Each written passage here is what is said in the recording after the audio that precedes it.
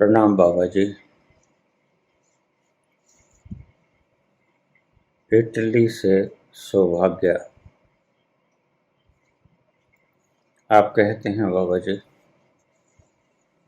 Comparison मत करो, competition मत करो। हम इटली में रहते हैं, कंपटीशन न करेंगे, कंपैरिजन न करेंगे तो ग्रोथ कैसे होगी, ऊंचे कैसे उठेंगे। और बाबा जी हमारे मन को शांत करने का कोई अचूक फार्मूलेशन बता दीजिए। हमारा मन अशांत रहता है।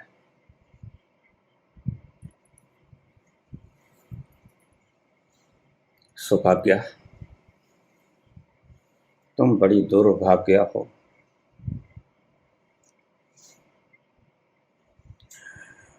प्रश्न पूछा है, अच्छा किया।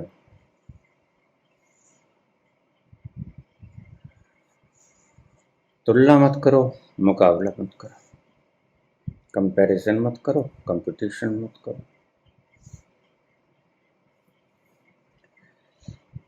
तो फिर ये तरक्की कैसे होगी, ये गगनचुंबी इमारतें कैसे बनेंगी, ये शानदार महल कैसे बनेंगे। है प्रश्न तुम्हारा। आदिकाल से मानव के मन मस्तिष्क में यह प्रश्न कौंधता रहा और आज हमने गगनचुंबी इमारतें भी बना ली।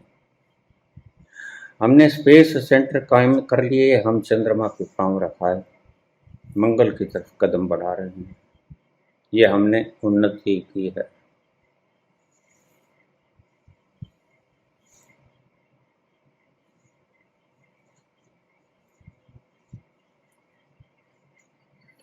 हमारे इस महान देश ने ऐसे संत पैदा किए जो व्यापार के लिए पैसा लेके गए थे, भूखों को खाना खिला के वापस आ गए खाली हाथ। पैसा न भरा, पैसा न बढ़ा, सुकून बढ़ गया और पेट भर गया संतों का।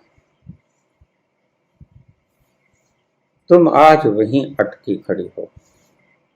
सही पूछो तो आदि मानव कम से कम इतना बेचैन तो न था। आदि मानव के मन में शांति थी।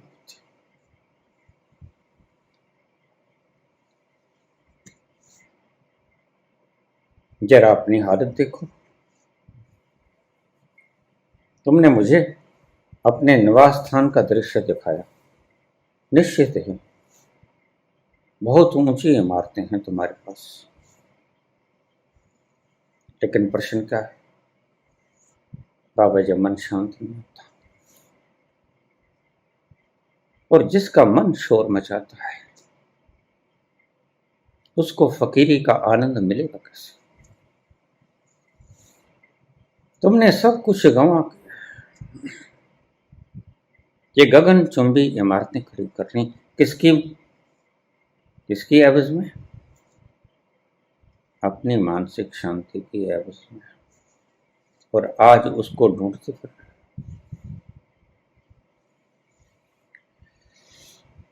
आज पूछ रही हो कि वही शांति कैसे लौटे जो बचपन में हम किलकारियां मारा करते थे। आज होश आया है, ऐसे ही सबको होश आता रहेगा।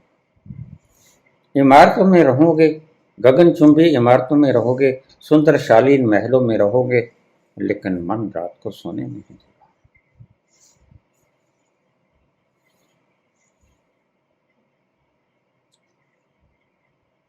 लेकिन पूर्व ने तो ये ना सोचा था, भारत ने तो कम से कम ये ना सोचा था।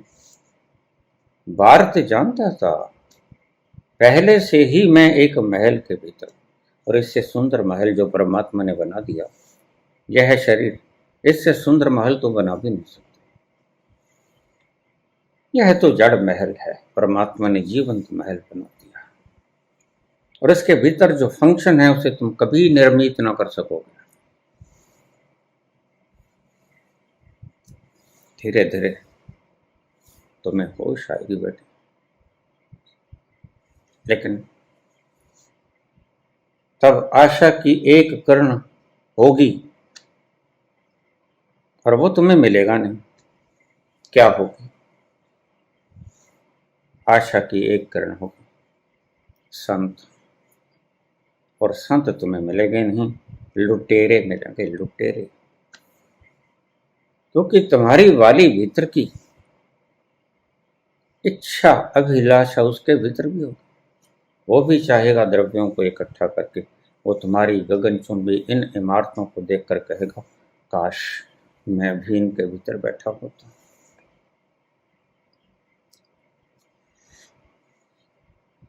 सब कुछ लुटा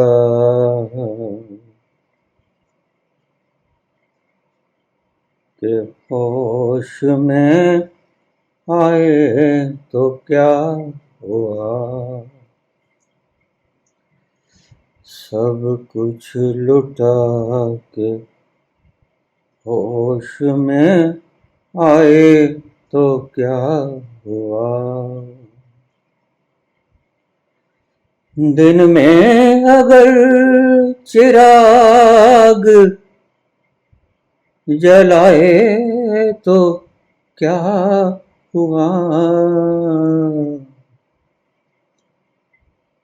सब कुछ लुटा के होश में आए तो क्या हुआ। सब कुछ दिन में अगर चिराग जलाए तो क्या हुआ। सब कुछ लुटा के होश में आए तो क्या हुआ। अब सब कुछ लुटा के होश में आए हो तो क्या हुआ। मैंने कहा जरूरत पड़ेगी संत की। संत वह जो आठों पहर जिसकी दिवाली है। तुम्हारी एक दिन दिवाली होती, उसमें भी तुम वातावरण को खराब कर देते। दीपावली को हमें पेड़ लगाने चाहिए, हरियाली और बड़े संसार में इसकी चेष्टा करनी चाहिए। भगवान राम आए,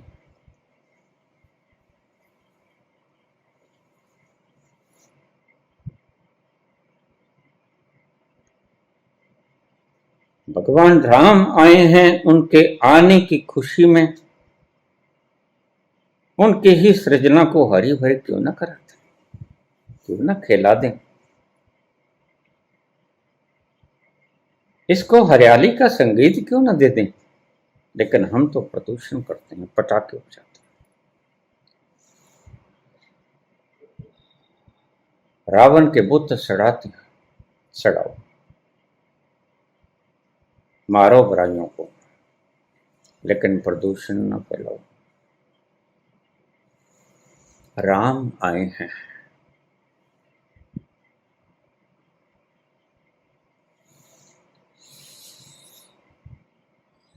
करोड़ों दिलों के मेहमान आए हैं।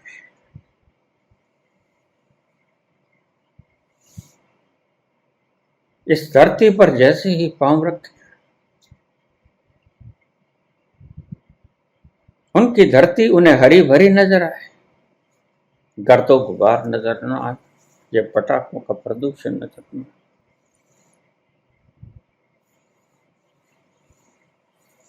मैं कहता हूं बड़ी अदालतों से तो फरमान जारी कर दें, एक भी पटाखा नहीं फूटना चाहिए। ये प्रदूषण के जिम्मेदार तुम हो। पटाखा फोड़ो, अगर फोड़ना है तो सुबह 500 पेड़ भी लगा देना। ये दंड है तुम्हें। ये भी कोई खुशी हुई। तुम्हारे सारे त्योहार मूर्खता के त्योहार, वो होली हो, दिवाली हो, होली पे तुम केमिकल रंगों का प्रयोग करते हो जिससे त्वचा खराब हो जाती है। तुम पर थूकने का दिल नहीं करता, तुम्हारे हालात पर रोने का दिल करता है। और मैं रोता हूँ, कभी कभी मानवता की इस हालात को देखकर रोता हूँ। कभी खुद पे, कभी हालात पे रोना आया, कभी खुद पे, कभी हालात पे रोना आया, कभी खुद पे, कभी हालात पे रोना आया, कभी खुद पे, कभी हालात पे रोना आया, बात निकली तो हर एक बात पे रोना आया, कभी खुद पे। तुम पर रोने को दिल करता है, तुम सहानुभूति के पात्र हो। ये रंगत जो परमात्मा ने तुम्हें दी थी, तुम बेरंगत हो गए।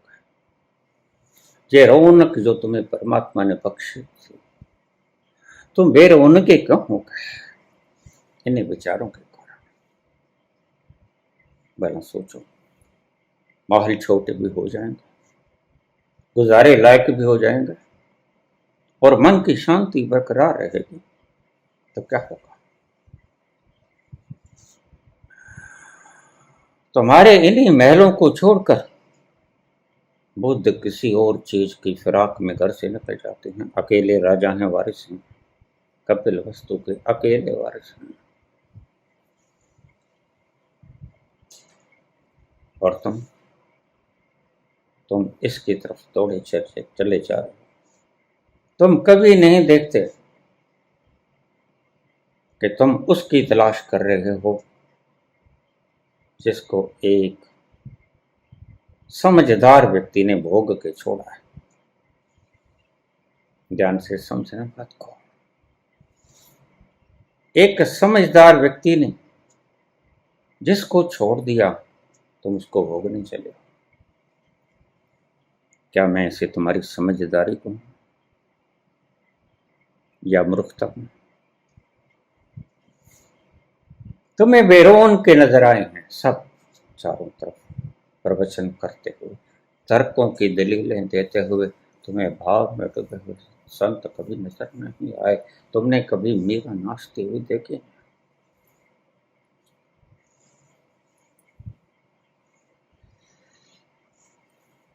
मधुबन में राधिका नाचे रे, मधुबन में राधिका नाच रे, गिरधर के मुरलिया बाज रे, गिरधर के मुरलिया बाज रे, मधुबन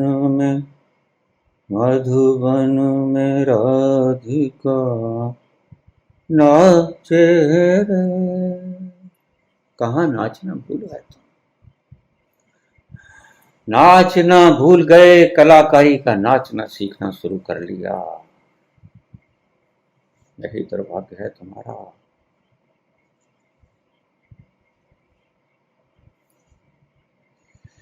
और मैं समझता हूं इससे बड़ा दुर्भाग्य मानवता का हो नहीं सकता। बड़े से बड़े दुर्भाग्य के क्षण में आज फंस गए हो तुम। कौन निकालेगा तुम्हें?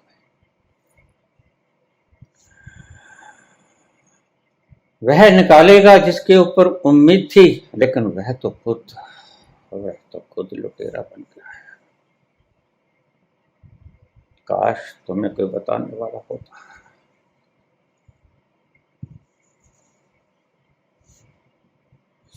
काश कोई तुम्हें तुम्हारे भीतर के आनंद का पता बता सकता, तो तुम महल तिजोरियों को कभी छोड़ते नहीं। तुम जरूरत के हिसाब से चलते। यह प्रकृति का स्वभाव। प्रकृति भूख भी लगाती, तुम अन्न का प्रबंध करते। प्रकृति धूप और छांव का खेल भी करती है, तुम उसका उपाय भी करते। प्रकृति शीतल हवाएं भी बहाती है ठंड की, तुम्हारे बदन को चीर देती है। और गर्म लुएं भी चलती हैं, तुम उसका इंतजाम करते हैं। बिल्कुल ठीक था। फिर तुम प्रकृति के अनुकूल चले। अब तो तुम प्रकृति के अनुकूल नहीं चल रहे हो। क्या गगनचुंबी इमारतें तुमने करनी क्या है? क्या जरूरत थी उनकी? तुमने सब कुछ लुटा दिया। सब कुछ मैं तो कहता हूं, जो तुमने बना लिया वह तो लुटाने योग्य था। वह ना बनाते तो चलता, लेकिन जो तुमने लुटा दिया वही रखने योग्य था। तुमने हीरा फेंक दिया, कांच रख लिया, और अब तुम रोते हो। अब रोने का फायदा क्या है? सब अपनी असलियत बता देती हो। मैं इटली में रहती हूँ, मुझे देखो, मेरी गगनचुंबी इमारतें बिल्कुल ठीक है, लेकिन भीतर का आनंद खो गया। भीतर की मस्ती मिठास खो गई। तुमने क्या कमाया? खाक कमाया। इससे अच्छा तो न कमाते। शांति बची रहते। जो वक्त कमाया भाग दौड़ में गंवाया। और आज तुम पूछते हो बाबा मन बड़ा चंचल है। तुमने ही इसको चंचल बनाया, तुमने ही इसकी चंचलता को हवा दी, तुम इसके पीछे लग गए और सारी दुनिया इसके पीछे लगी। तो आज दुनिया का असर देख लो।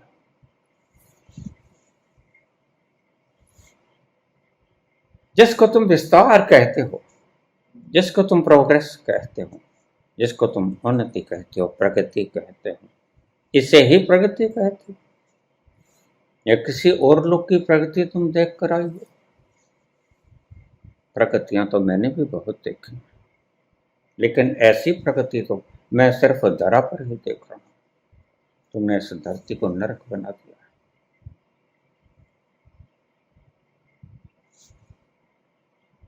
फिर ये जो वैज्ञानिकों के आविष्कार थे, क्या तुमने उसका सदुपयोग किया? तुम ऐसी ही धरती बनाना चाहते हो जो आज बन गई है?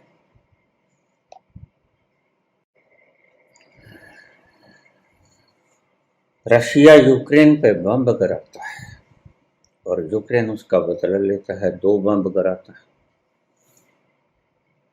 पिछले 10,000 सालों के इतिहास में 2000 बड़े जंग हो चुके हैं। यह है तुम्हारी असलियत।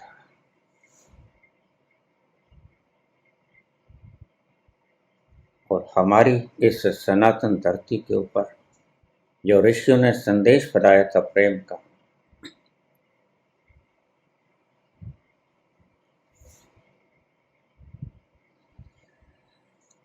ज्योत से ज्योत जलाते चलो,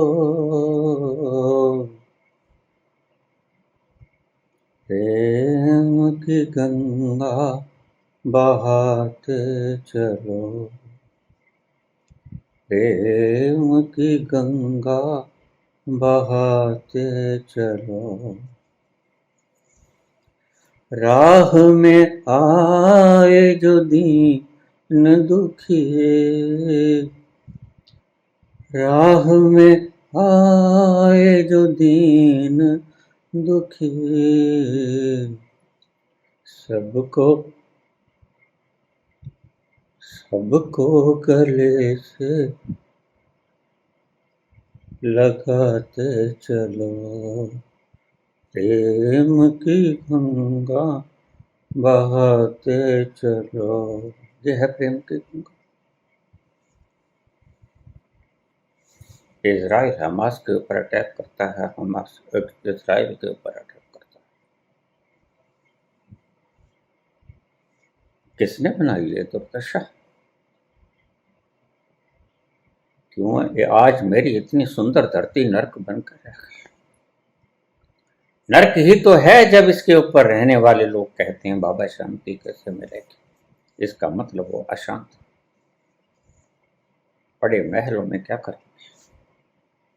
इस अशांति को लिए इस अतृप्त मन को लिए बड़े महल को क्या करोगे? इससे तो वो कुल्ली अच्छी। कुल्ली ने फकीर दे विचों, कुल्ली ने फकीर दे विचों अल्लाहुदा आवाज आवे। कुल्ली ने फकीर दे विचों अल्लाहुदा आवाज आवे। कुल्ली ने फकीर दे विचों। तो मस्ती वो सुरूर वो पैमाना तुमने पिया और तुमसे दूर रह गया।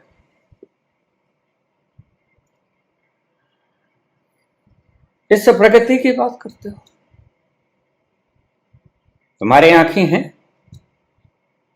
तुमने इस देखा प्रगति को? जो एक कारीगर वर्ष भर की मेहनत के बाद बनाता है, तुम्हारा एक बम उसको एक क्षण में उड़ा देता है।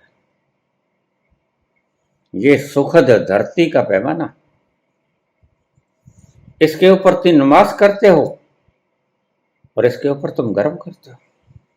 किस चीज के ऊपर गर्व करते हो? इसको देखकर रोना चाहिए या खुश होना चाहिए? तुम्हारी इस धरती की दशा को देखकर रोना चाहिए या खुश होना चाहिए?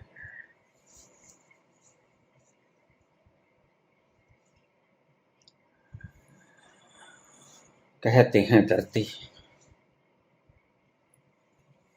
अपने पिता के पास गई थी, रो रहे थे। मां धरती अपने बाप के पास गई, उस सर्जनकर्ता के पास गई, भगवान के पास गई, उस परम पिता दयालु कृपा निधान उसके पास गई। रो रही थी, आंखों में आंसू थे।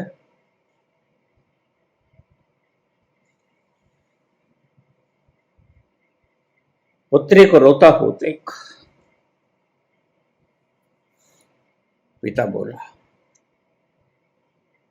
पुत्री क्या बात है, तुम क्यों रो रही हो? और आज ऐसी क्या आफत पड़ी कि तुम्हें मेरे पास आना पड़ा फरियाद लेकर?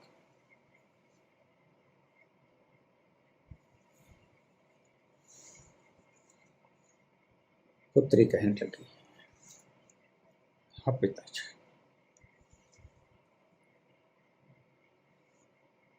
मैं दुखी हूं। मेरे मन पे बोझ, मैं दिन भर रात चीखती रहती हूँ, चिल्लाती रहती हूँ। क्या बात है बेटे, ऐसा क्या हुआ? मैंने तो तुम्हारे गर्भ में समुद्र के भीतर अनंत अनंत जीवन सौंपे थे और तुम्हारी धरा के ऊपर अनंत अनंत वृक्ष पेड़ पौधे और उससे भी ज्यादा श्रेष्ठ ये कलोल करते हुए छोटे छोटे जानवर और सर्वश्रेष्ठ बुद्धिमान मनुष्य, जिसकी अकल का कोई बराबरी नहीं, ऐसी सुंदर धरती, ऐसे सुंदर बच्चे होते हुए भी तुम्हारी आंखों में आंसू।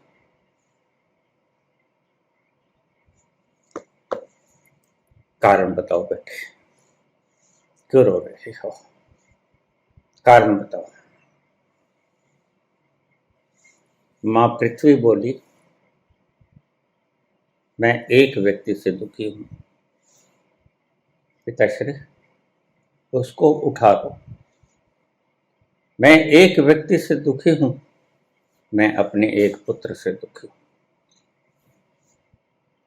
एक पुत्र से दुखी है? एक? हाँ, एक। बताओ।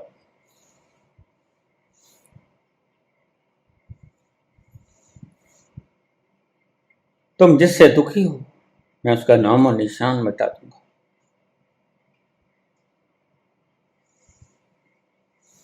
मैं उसकी राख भी बचने नहीं दूंगा।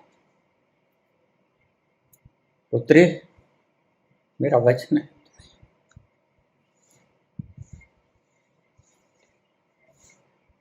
मैं तुम्हें यह वचन देता हूं, मुझे उसका नाम बताओ। पिताश्री, मैं अपने उस पुत्र से दुखी हूं जो भाइयों को भाइयों से लड़ाता है, जो मेरे ही बच्चों को आपस में लड़वा कर उनके खून मुझ पर बिखेरता है। मैं लाल हो जाती हूं। मेरे ही पुत्रों को, मेरी ही पुत्रियों को, मेरे ही पुत्रों पुत्रियों से लड़ाता है।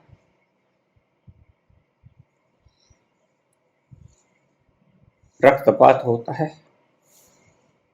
मैं खून से सनी हूं उस एक व्यक्ति के कारण जो भाई को भाई से लड़ाता है, जो नफरत फैलाता है। तुमने मुझे कहा था सुख और शांति बनाए रखना, आपसी प्रेम बनाए रखना, लेकिन ये लोग तो जहर फैला रहे हैं। ये लोग तो भाई को भाई मन में घृणा भर रहे हैं, कुछ अलंकारों का सहारा लेकर, और मैं बेबस कुछ नहीं कर सकती। मां,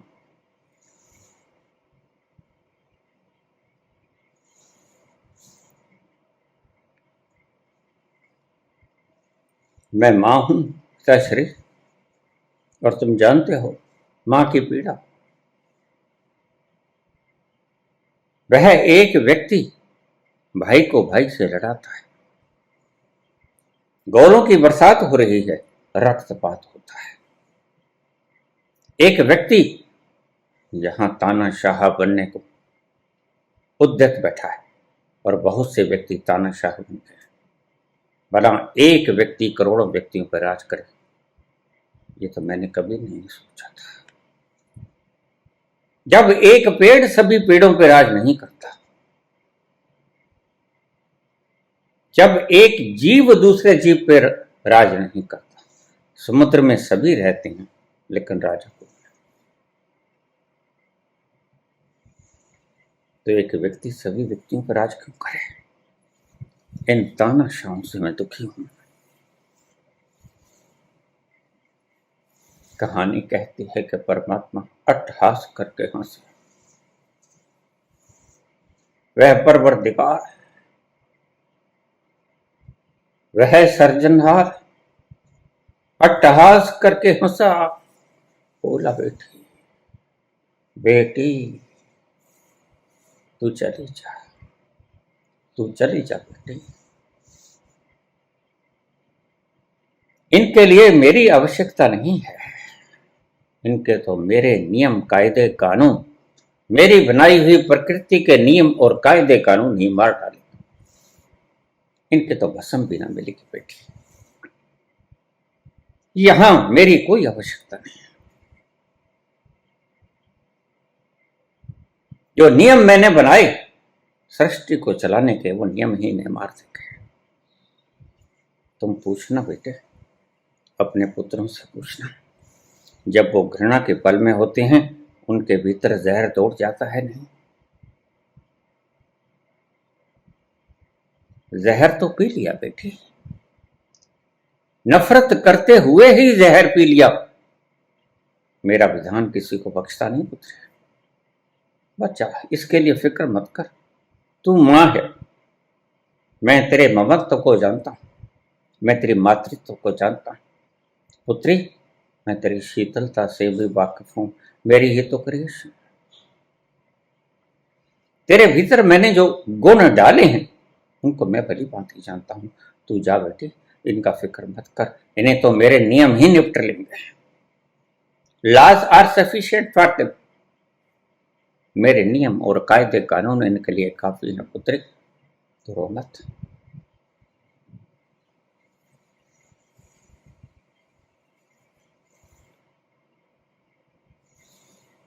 उस सृजनहार ने अपने पुत्री के सिर पर हाथ मिला, प्रेम से गले लगाया, विदा किया कि पुत्री फिक्र मत कर। इनकी फिक्र करती है, इनकी फिक्र तो मेरे नियम और कायदे कानून कर लेंगे, इनकी फिक्र तू न कर। जा, लौट जा। कहानी है अद्भुत, है बड़ी प्रासंगिक, है बड़ी नियम आबद्ध। तुम कहते हो जो करता है वो बढ़ता है। ये अहंकारी लोग हैं, ये द्वेष करते हैं, नफरत फैलाते हैं। बस परमात्मा ने इसका जवाब दे दिया। जो नफरत फैलाता है वह पहले अपने खून की रगों के भीतर नफरत दौड़ाता है, और नफरत जहर है। जैसे जहर पी लिया हो, सजा तो मिल गई इनको। और जो प्रेम बरसाता है बुद्ध जैसा, फल तो मिल गया। प्रेम का फल अमृत होता है। प्रेम की गंगा बहाते चलो, राह में आए जो दीन दुखे, राह में आए जो दीन दुखे,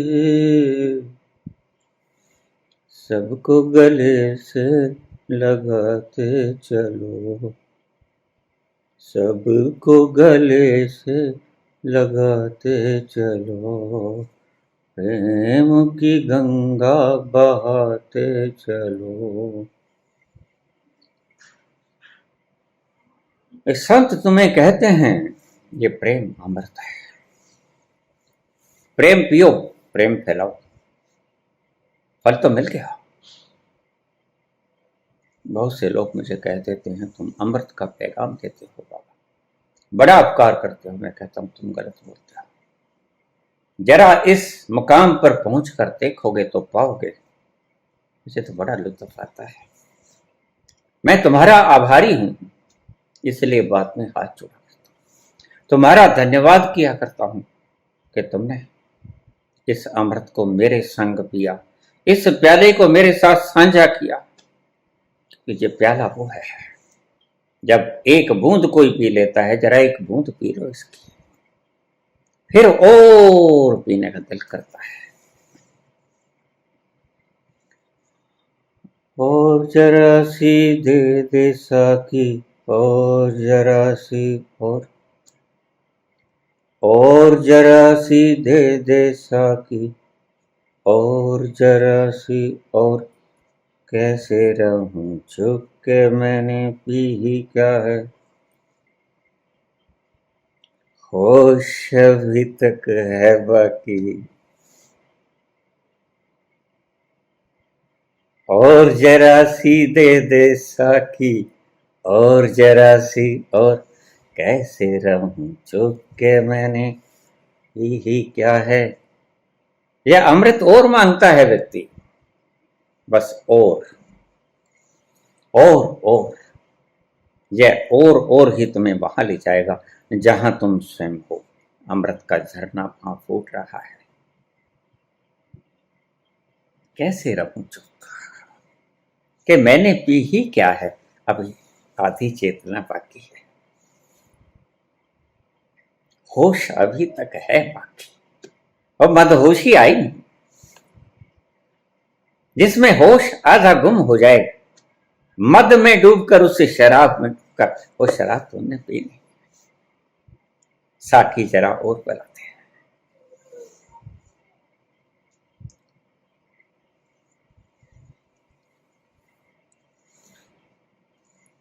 तुम कहती हो मैं इटली में रहती हूं, रहती तो धरती पे ही हूं, और ये देखो मेरी कितनी बड़ी इमारतें ऊंची ऊंची अट्टहास करती हैं। सच पूछो तो जिंदगी तुम पे अट्टहास करती है। तुम्हें वो सुनाई नहीं पड़ता उसका अट्टहास? जिंदगी तुम्हारे जीवन पर अट्टहास करती है कि तुमने ये क्या बना लिया अपने आप को। तुमने कभी अपने अंतस में झांक के नहीं देखा? जिंदगी तुम्हारे जीवन पर अट्टहास करती है, खूब जोर जोर से हंसती है, लेकिन तुम मानते नहीं। कितने बुद्ध आए, कितने महावीर आए, संदेश दे के गए शांति का। कितने कृष्ण आए, कितने राम आए। तुम राम की लीला खेलते हो, मैंने खेली है राम की लीला। राम की लीला करते वक्त पल भर की हुई मेरी आंखों से आंसू गायब नहीं होते थे, क्योंकि राम की लीला ही ऐसी है। राम का जीवन ही ऐसा है, पल भर को आंसू रखते नहीं, थमते नहीं।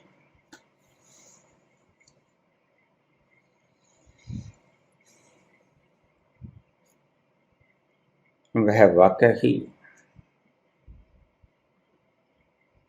वाकई ही पुरुष उत्तम था। एक पल गिनाओगे जो उसने चैन से गुजारा हो। तुम बात करते हो, छोटी छोटी बातों के ऊपर उलाहना देते हो। बहुत से लोग तो राम के जीवन का अट्टहास करते हैं, उपहास उड़ाते हैं। राम तो हुए,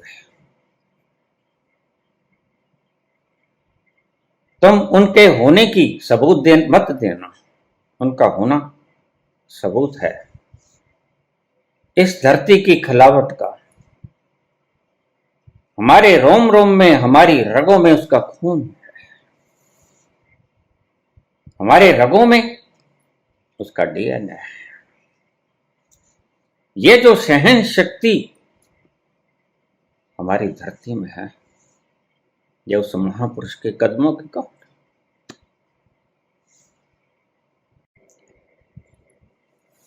राम के चरणों ने इस धरा की मिट्टी को छुआ है और अपनी सहन शक्ति उसमें उड़ेल दी है। वही सहन शक्ति आज हमारे भीतर सहन शक्ति प्रदीप्त कर रही है। इसलिए हमारे भीतर इतनी सहन शक्ति है, हम कहते हैं कोई बात नहीं, रात को रोटी नहीं मिली तो भूखे सो जाओ, छीन मत, शायद वो भी भूखा होगा। ये राम की ही बदौलत, पल भर में राजा से सन्यासी हो जाता है। हुक्म। तुम कहते हो सुखी कैसे रहें? तुम्हारी लाखों वासनाएं, तुम्हारी लाखों इच्छाएं बीच में आड़े आ जाती हैं। सुखी कैसे रहें? भगवान राम की जिंदगी से सीखो, उसका एक एक पल तुम्हें सिखाता है। जरा सोचो तुम पे क्या गुजरेगी और राम पर क्या गुजरेगी। पल भर में सब उलट पुलट हो गया और उस व्यक्ति के चेहरे पे एक शिकन ना आया, एक शिकन की लकीर ना आई। राजा होने जा रहा था, पिता का बुलावा आता है।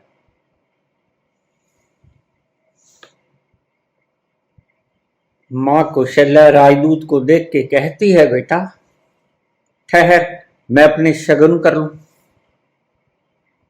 तू राजा बनने जा रहा है। लेकिन राम कहते हैं, माँ ठहर जा, ये शगुन तो बाद में कर लेना, पिताजी ने बुलाया है। दौड़े चले जाते हैं। कौशल्या अपने नेक का सामान थाली में भरकर इंतजार करती है, कभी राम आएंगे। लेकिन राम आए नहीं। राम तो जब आए तो पीत वस्त्रों में आए।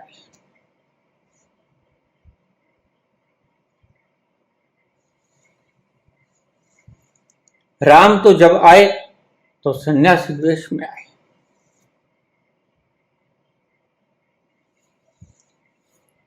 कौशल्या के शगुनों के वो थाली छरछराहट करके टूट गई, जमीन पे गिर गई।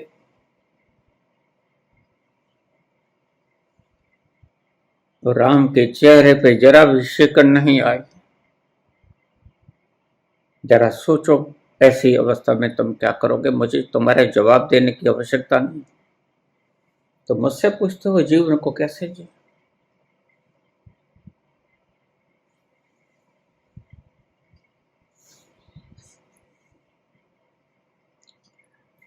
वो महाबली जो अपने तीर से समस्त संहार कर सकता था, उसने ललकार नहीं दिया, उसने कोई कोर्ट कचहरी नहीं की, उसने कोई दावा नहीं किया कि मैं बड़ा हूं।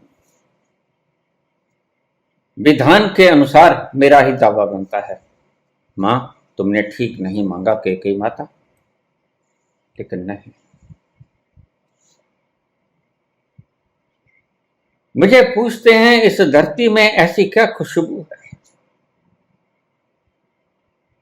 सैकड़ों लोगों के पैगाम आए हैं कि बाबा हमारे पास आ जाओ, जहां सब तैयार है, रहने खाने सामान सब अपने, यहां आ जाओ, हम ले जाते हैं।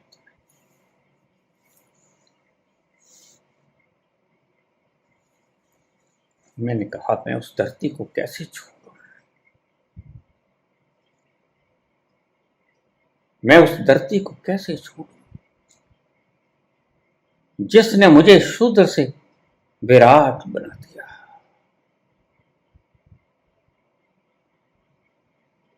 मैं इतना कृतघ्न नहीं हूं। उस जमीन को कैसे छोड़ दूं जिसने मुझे शूद्र से विराटता प्रदान की? नहीं नहीं, मैं कहीं नहीं जाता। यहां मेरे राम के चरण पड़े हैं।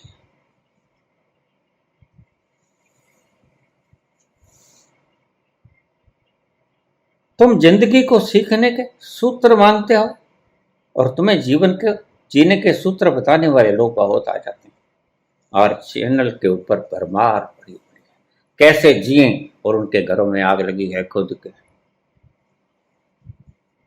तुम्हें पता नहीं होगा, जो लोग चैनलों के ऊपर बोलते हैं कि जीवन कैसे जिया जाए, वो लोग मुझसे फिर फोन पे पूछते हैं, बाबा आज घर में फिर कलेश हो गया, आज घर वाले ने तो आज चिमटा मार दिया, 7 टांके लगे।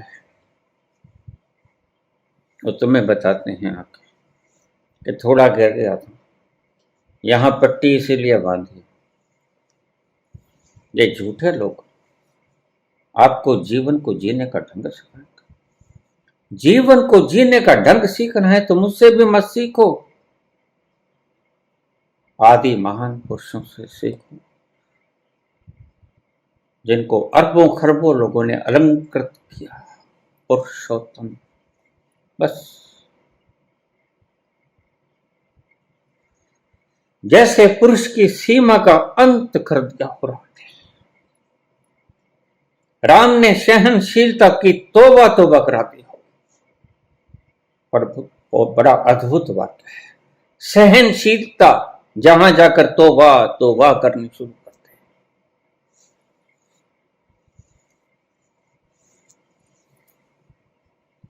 और नहीं, बस और नहीं, गम के प्याले और नहीं। सहनशीलता भी जहां जाकर रोने लग जाती है। भगवान राम की वो करुण गाथा तुमने मन से नहीं पढ़ी कभी, तुमने खोपड़िया से पढ़ी है, और खोपड़िया से जो चीज पढ़ी जाती है वो तो हृदय में भी नहीं उतरती, तुम्हारे अस्तित्व में कैसे उतरे।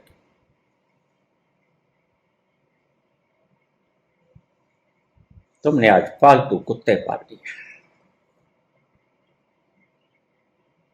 कुछ लोग ऐसे हैं जो चैनलों पे तुम्हें बता के जाते हैं, इधर मेरे पास फोन लग जाते हैं। जीवन जीने की कला सीखनी हो तो अपने इष्ट से सीखो। राम राम करने से कुछ नहीं होगा। बाहर तो कांटा चुभ जाए तो तुम 1000 आदमियों को कंप्लेंट लगा देते हो, यह है कांटा, क्यों आया मार्ग में। लेकिन राम ने सहज स्वीकार किया। राम ने हर सर्कमस्टेंस को खुशी खुशी स्वीकार किया। बस यही जीने का राज। तुम्हारी तो अपनी ही आपकी आशाएं सर्कमस्टेंस के बीच में फंस जाती हैं, आड़े आ जाती हैं। क्यों? मैं क्यों जाऊं? मैं बड़ा हूं, इसके बाद मेरा ही राज है। और ये वो धरा है जहां पर आकर दुष्ट औरंगजेब अपने बाप को कैद कर लेता है, अपने बड़े भ्राता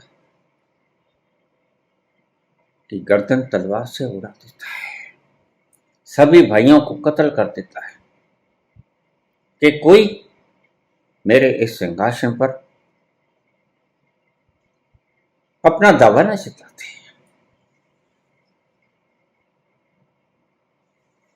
वो निश्चित है डीएनए हमारा राम का नहीं होगा। ऐसा करने वाला व्यक्ति, उसमें राम का डीएनए नहीं होगा। निश्चित कह सकता हूं, क्योंकि हमारे राम तो मर्यादा पुरुषोत्तम है। बाकी सब ठीक चलता है। मुसलमानों के राज औरंगजेब ने गड़बड़ी कर दी। कहीं और से आया लगता है। इतना ही कहूंगा।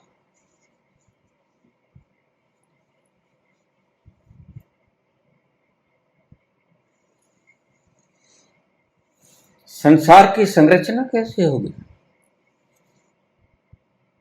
संसार आगे कैसे निकलेगा? परस्पर कैसे होगा? बढ़ेगा कैसे? तरक्की कैसे होगी? पुत्री, ये जो तुम देख रही हो, ये तरक्की है। यह जो तुम देख रही हो, ये तरक्की है। यह जेबों में पड़े पड़े मोबाइल फट जाते हैं, व्यक्ति मर जाता है, यह ईश्वर की टेक्नोलॉजी का दुरुपयोग नहीं। छोटे एटम बम है। हिरोशिमा नागासाकी पर लाखों लोग मर जाते हैं, ये एक एक करके मर जाते हैं। टेक्नोलॉजी किस चीज की है? उस परमात्मा की टेक्नोलॉजी। उस परमात्मा की टेक्नोलॉजी से उलट तुम चल नहीं सकते। उसको खोज कर फिर उसको आप रचनात्मक या ध्वंसात्मक किसी भी प्रकार से आप प्रयोग कर सकते हो। ये कोई बहुत अच्छे लोग नहीं, ये इजराइल हो, ये रशियन हो, ये उत्तर कोरिया हो, इतने बढ़िया देश नहीं है। बढ़िया क्या, घटिया से घटिया, घटिया से घटिया लोग नफरत का सहारा लेते हैं। मेरे शब्दों को ठीक से समझे। मेरे तीर के निशाने किसी और तरफ हुआ करते हैं, और मेरे तीर के फलक किसी और तरफ हो। निगाहें कहीं पे निशाना।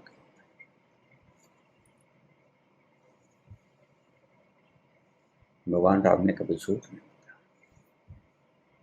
और भगवान राम के वारिस कहने वाले, दावा करने वाले लोग जब तक दिन में 100 बार झूठ न बोलने, नींद नहीं आती उन्हें। जैसे झूठ बोलना नींद की गोली है, झूठ बोलना नींद की गोली। पुत्री, तुम इसको प्रॉस्पेरिटी कहती हो? तुम्हें तुम्हारी प्रॉस्पेरिटी का रंग रूप दिखा दिया ना मैंने। और फिर अगर उसकी कीमत पर जो तुमने वसूल किया, तो फिर क्या खाक वसूल किया। फिर तो बेटी तुमने गंवाया, फिर तो मानवता ने गंवाया। मानवता कितने ही छाती चौड़ी करके कहे कि दे आदि मानव कैसा तो हम कैसे हैं, तुम आदि मानव से भी गए गुजरे हो गए। जिसको तुम तरक्की कहते हो वो तरक्की है?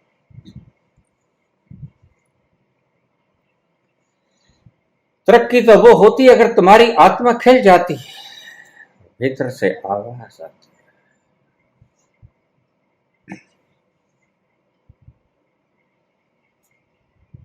किसे देखूं मैं? तुम्हारी इस प्रॉस्पेरिटी को देखूं या तुम्हारी उस खाली पड़ी आनंद की सहजता को देखूं? तुम्हारे उस दुखी हृदय का दर्शन करूं या तुम्हारी ऊंची ऊंची गगनचुंबी इमारतों का दर्शन करूं? सदोनी मैनू आखो रांझा, हीर ना आखो कोई, धी दोनी मैनू आखो रांझा, हीर ना आखे कोई, रांझण रांझण कर दिया मैं तां आपे रांझण होई। कुली ने फकीर दे विचों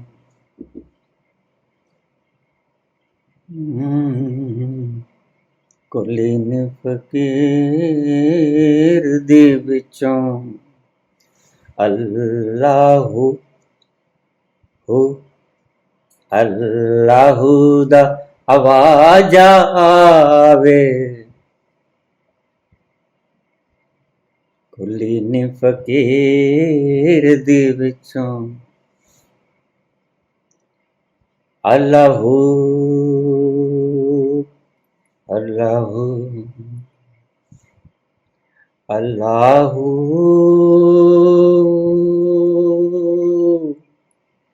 अल्लाहू। कुली ने फकीर दे विचों फकीर दे विचों अल्लाहू दा आवाज आवे। आवाज आवे कुली ने फकीर दे विचों। तुम उस मस्ती को चाहते हो एंड ईंट पत्थरों से बने हुए इमारतों के। ये पत्थर पत्थर हैं, जड़ हैं, और इन जड़ को तुम प्रॉस्पेरिटी कहते हो और चेतनता को तुमने लुटा दिया है। उसको प्यार को जो तुम्हारी आंखों में आंसू बन के बहता, अश्क बाहर निकलता है, उसको तुमने खो दिया है। उसके मूल्य पर तुमने इन इमारतों को खड़ा किया है। आज आज तुम्हारी आत्मा बिक गई है और पत्थरों की इमारतें उसर गई, आत्मा बिसर गई है। पत्थरों की इमारतें उसर गई, इससे तुम आकाश पट्टी कहते हैं।